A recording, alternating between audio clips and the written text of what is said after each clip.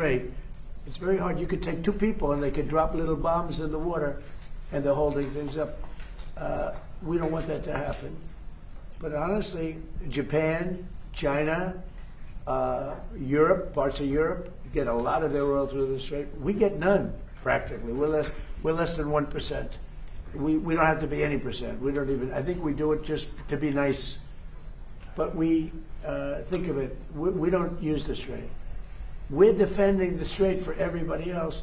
And then in the case of NATO, they don't want to help us defend the Strait, and they're the ones that need it.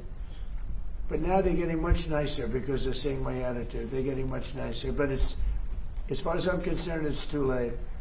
You know, UK wants to send aircraft carriers now. And I said, I want the aircraft carriers before the war. I don't want them after the war is won. They want to send me aircraft carriers after the war is. There's practically nobody to shoot at them. You know, their missile count is down. Maybe you could discuss it by about 90-something%. The drones are way down, and the factories are being demolished. Maybe. Yes, sir. Our missiles being shot are down over 90% since the beginning. One-way attack drones down 90% since the beginning, which is a reflection of overwhelming firepower. But you mentioned the most important part, Mr. President. Their defense industrial base.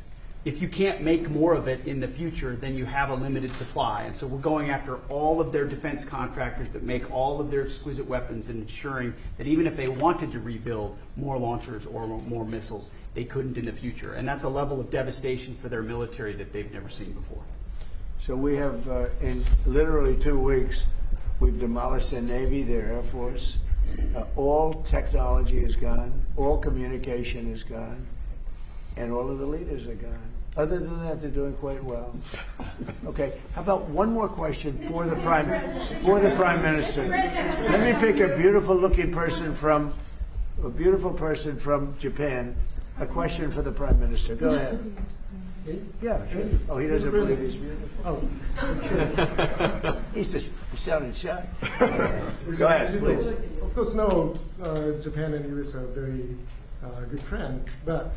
One question, why didn't you tell US allies in Europe and Asia like Japan about the war before attacking Iran? So we are very confused about we Japanese citizens. Well, one thing, you don't want to signal too much. You know, when we go in, we went in very hard and we didn't tell anybody about it because we wanted surprise. Who knows better about surprise than Japan? Okay, why didn't you tell me about Pearl Harbor?